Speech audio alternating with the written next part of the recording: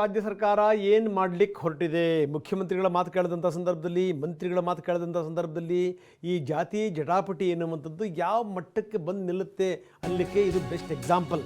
ಯಾಕಂದರೆ ಈ ಕ್ರಿಶ್ಚಿಯನ್ ಜೊತೆಗೆ ಹಿಂದೂ ಜಾತಿಗಳನ್ನು ಉಪಜಾತಿಗಳನ್ನು ಸೇರ್ಪಡೆ ಮಾಡುವಂಥದ್ದು. ಕುರುಬ ಕ್ರಿಶ್ಚಿಯನ್, ಬ್ರಾಹ್ಮಣ ಕ್ರಿಶ್ಚಿಯನ್, ಲಿಂಗಾಯತ ಕ್ರಿಶ್ಚಿಯನ್, ನಾಯಕ ಕ್ರಿಶ್ಚಿಯನ್, ಈ ತರಹ ಹೀಗಾಗ್ಬಿಟ್ರೆ ಮುಂದೆ ಗತಿ ಏನು? BJP ಇದನ್ನೇ ಪ್ರಶ್ನೆ ಮಾಡ್ತಾ ಇದೆ. ಮತಾಂತರವಾದಂಥ ಹಿಂದುಳಿದ ವರ್ಗದವರಿಗೂ ಒಂದು ಪ್ರತ್ಯೇಕವಾದಂಥ ಕಾಲಂ 47 ಜಾತಿ ಹೆಸರಿನ ಬಗ್ಗೆ ಈಗ ಆಕ್ಷೇಪ ಶುರುವಾಗಿದೆ. ಈಗ ಈ ಜಾತಿಗಳ ಹೆಸರನ್ನ ಕೈ ಬಿಡಿ ಎನ್ನುವಂಥ ಆಗ್ರಹ. ಈ ಜಾತಿಗಳ ಹೆಸರನ್ನ ಕೈ ಬಿಟ್ಟು ನೀವು ಸಮೀಕ್ಷೆ ಮಾಡಿ. ನಿಜಕ್ಕೂ ಇದರ ಉದ್ದೇಶ ಏನಿದೆ? ಹಾಗಾದರೆ ಇದರ ಹಿಂದಿನ ಉದ್ದೇಶ ಏನು? ಹಾಗಾದರೆ ಆಕ್ಷೇಪಾರ್ಹ ಜಾತಿಗಳ ಹೆಸರುಗಳನ್ನು ಕೈ ಬಿಟ್ಟುಬಿಡಿ. ಅದನ್ನು ಬಿಟ್ಟು ನೀವು ಮಾಡಿ, ಬಿಟ್ಟು ಸಮೀಕ್ಷೆ ಮಾಡಿ. BJP ಈಗ ಪ್ಲಾನ್ ಮಾಡಿಕೊಂಡಿದೆ.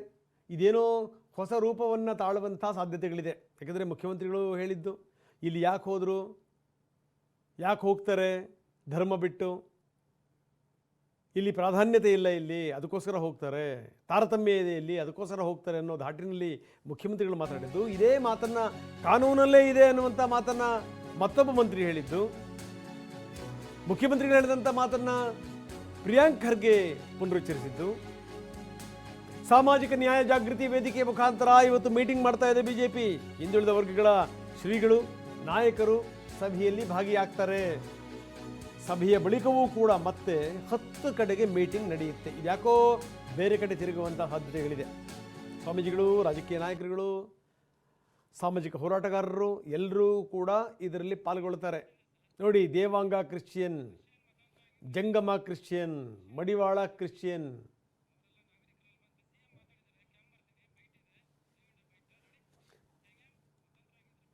ಇಷ್ಟೆಲ್ಲ ಆದಮೇಲೂ ಕೂಡ ಮುಖ್ಯಮಂತ್ರಿಗಳು ತಾವೇನು ಹೇಳಿದ್ರು ಅದನ್ನೇ ಪುನರುಚ್ಚರಿಸಿದ್ದಾರೆ. ಏನಾದರೂ ಮತಾಂತರ ಆಗಿದ್ದರೆ ಬರೆಸಲಿ ಬಿಡಿ, ಅದರಲ್ಲೇನು ತಪ್ಪಿದೆ, ಮತಾಂತರ ಆದಂಥವ್ರು ಮನುಷ್ಯರಲ್ವಾ ಅಂತ ಕೇಳಿದ್ದಾರೆ ಮುಖ್ಯಮಂತ್ರಿಗಳು. ನೀನು ಏನು ಬರೀತಾರೆ ಬರೀಲಿ, ದಿ ಆಯೋಗ commission will take A decision ಅಂತ.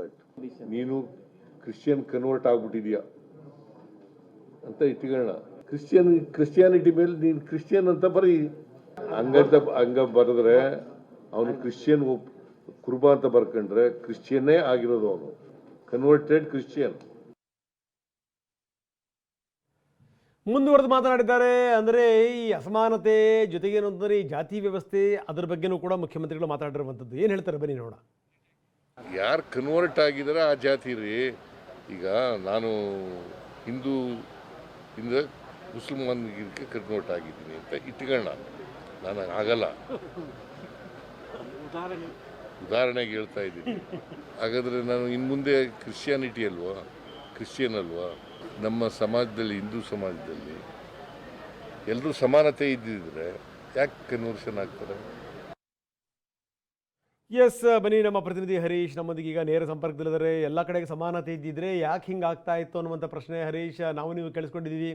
ಎಲ್ಲಿದೆ ಅಸಮಾನತೆ? ಹಾಗಾದರೆ ಈಗ ಈ ಇಸ್ಲಾಂ ಧರ್ಮದಲ್ಲಿಲ್ವಾ ಹಾಗಾದರೆ ಈ ಅಸಮಾನತೆ ಅನ್ನುವಂಥದ್ದು? ಕ್ರೈಸ್ತ ಧರ್ಮದಲ್ಲಿಲ್ವಾ ಅಸಮಾನತೆ ಅನ್ನುವಂಥದ್ದು?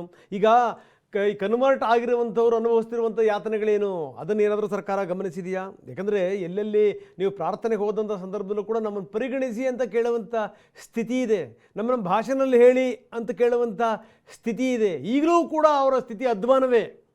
ಇಂಥದ್ರಲ್ಲಿ ಇದೇನಿದೆ, ಅಧ್ಯಯನ ಆಗಿಲ್ವಾ? ಅಥವಾ ಮುಖ್ಯಮಂತ್ರಿಗಳು ಹೇಳಬೇಕು ಅಂತ ಹೇಳಿದ್ರಾ? ಅಥವಾ ಏನಾದರೂ ಹೇಳಾದ ಮೇಲೆ ಮತ್ತೆ ಅದಕ್ಕೇ ಏನಾದರೂ ಜೋತು ಬಿದ್ದಿದ್ದಾರಾ? ಏನು ನಡೀತಾ ಇದೆ? ಇದನ್ನು ಮಾಡಲಿಕ್ಕೆ ಸಾಧ್ಯನಾ? ಈ ರೀತಿ ನೀವು ಈ ಕ್ರಿಶ್ಚಿಯನ್ ಧರ್ಮಕ್ಕೆ ಉಪಜಾತಿಗಳನ್ನು ಸೇರಿಸಿ ಮಾಡಲಿಕ್ಕೆ ಸಾಧ್ಯನಾ? ಅದರ ಪರಿಣಾಮಗಳೇನು ಅನ್ನುವಂಥದ್ದು ಗೊತ್ತಿಲ್ವಾ ಹಾಗಾದರೆ ಸರ್ಕಾರಕ್ಕೆ? ಹರೀಶ್, ಏನು ನಡೀತಾ ಇದೆ? ರಂಗನಾಥ್, ಹಿಂದುಳಿದ ವರ್ಗಗಳ ಆಯೋಗ ಈಗ ಸಾಮಾಜಿಕ ಮತ್ತು ಶೈಕ್ಷಣಿಕ ಅಧ್ಯಯನವನ್ನು ನಡೆಸಲಿಕ್ಕೆ ಎಲ್ಲ ಸಿದ್ಧತೆಗಳನ್ನು ಮಾಡಿಕೊಂಡಿದೆ. ಇದು ಮುಖ್ಯವಾಗಿ ಜಾತಿ ಗಣತಿ ಅಂತಾನೆ ಕರೆಸ್ಕೊಳ್ಳುತ್ತೆ. ಸೆಪ್ಟೆಂಬರ್ 22ರಿಂದ ಇದು ಜಾತಿ ಗಣತಿ ಪ್ರಾರಂಭ ಆಗುತ್ತೆ. ರಾಜ್ಯದಲ್ಲಿ ಎಷ್ಟು ಜಾತಿಗಳಿವೆ ಮತ್ತು ಆ ಜನರ ಬದುಕು ಹೇಗಿದೆ, ಯಾವ್ಯಾವ ಜಾತಿಗಳಲ್ಲಿ ಜನರು ಅವರ ಸ್ಥಿತಿಗತಿ, ಶೈಕ್ಷಣಿಕ ಸಾಮಾಜಿಕ ಸ್ಥಿತಿಗತಿ ಏನಿದೆ ಅನ್ನುವಂಥದ್ದನ್ನು ಅಧ್ಯಯನವನ್ನು ಈ ಒಂದು ಸಾಮಾಜಿಕ ಶೈಕ್ಷಣಿಕ ಸಮೀಕ್ಷೆ ಮಾಡಲಾಗುತ್ತೆ. ಈ ಸಮೀಕ್ಷೆಯಲ್ಲಿ ಒಂದಷ್ಟು ಜಾತಿಗಳನ್ನು ಹೊಸದಾಗಿ ಸೇರ್ಪಡೆ ಮಾಡಲಾಗಿದೆ. ಅದು ಯಾವ ಜಾತಿಗಳು ಅಂತ ನೋಡೋದಾದ್ರೆ ಕ್ರಿಶ್ಚಿಯನ್ ಧರ್ಮದ ಜೊತೆಗೆ ಹಿಂದೂ ಜಾತಿಗಳನ್ನು ಕೂಡ ಸೇರಿಸಿ 47 ಹೊಸ ಜಾತಿಗಳನ್ನಾಗಿ ಕಾಲಮ್ಗಳನ್ನಾಗಿ ಕ್ರಿಯೇಟ್ ಮಾಡಲಾಗಿದೆ.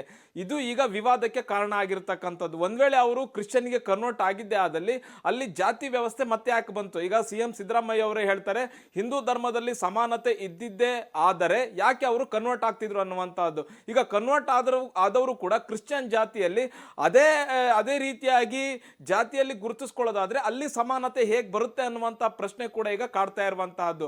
ಹಾಗಾಗಿ ಇವತ್ತು ಬಿಜೆಪಿ ನೇತೃತ್ವದಲ್ಲಿ ದುಂಡು ಮೇಜಿನ ಸಭೆ ಇವತ್ತು ಬೆಂಗಳೂರಿನ ಕ್ಯಾಪಿಟಲ್ ಹೋಟೆಲ್ನಲ್ಲಿ ನಡೀತಾ ಇದೆ. ಅನೇಕ ಜಾತಿಗಳ ಬುದ್ಧಿಜೀವಿಗಳು ಈ ಒಂದು ಸಭೆಯಲ್ಲಿ ಭಾಗಿಯಾಗ್ತಾರೆ. ಅನೇಕ ವಿಚಾರಗಳನ್ನ ಇಲ್ಲಿ ಚರ್ಚೆ ಮಾಡ್ತಾರೆ. ಬಹುಮುಖ್ಯವಾಗಿ ಈಗ ಸರ್ಕಾರ ತೆಗೆದುಕೊಂಡಿರ್ತಕ್ಕಂಥ ನಿರ್ಧಾರ ಏನಿದೆ, ಹೊಸ ಜಾತಿ ಕಾಲಮ್ ಅನ್ನ ಸೃಷ್ಟಿ ಮಾಡಿ 47 ಜಾತಿಗಳ ಜೊತೆಗೆ ಕ್ರಿಶ್ಚಿಯನ್ ಧರ್ಮವನ್ನು ಕೂಡ ಸೇರಿಸಿ ಏನು ಕಾಲಮ್ ಅನ್ನ ಸೃಷ್ಟಿ ಮಾಡಿದೆ. ಇದಕ್ಕೀಗ ಆಕ್ಷೇಪ ವ್ಯಕ್ತ ಆಗಿರ್ತಕ್ಕಂಥದ್ದು.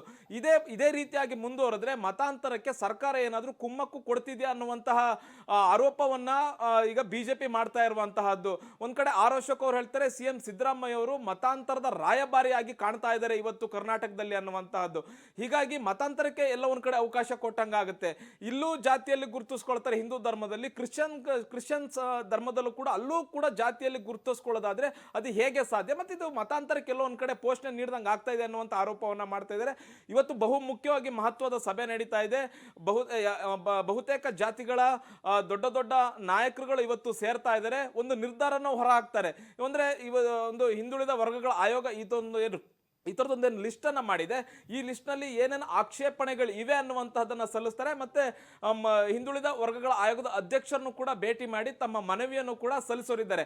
ಮತ್ತೆ ಇದು ಸರ್ಕಾರ ಈ ಒಂದು ಹೊಸ ಕಾಲಮ್ಗಳನ್ನೇನು ಜಾತಿ ವಿಚಾರದಲ್ಲಿ ಸೃಷ್ಟಿ ಮಾಡಿದೆ ಇದನ್ನ ತೆಗೆದು ಹಾಕಬೇಕು ಅನ್ನುವಂತ ನಿಟ್ಟಿನಲ್ಲಿ ಕೂಡ ಬಿಜೆಪಿ ಮುಂದಿನ ದಿನಗಳಲ್ಲಿ ದೊಡ್ಡ ಹೋರಾಟವನ್ನು ಕೂಡ ಮಾಡಲಿಕ್ಕೆ ಸಿದ್ಧತೆ ನಡೆಸಿದೆ.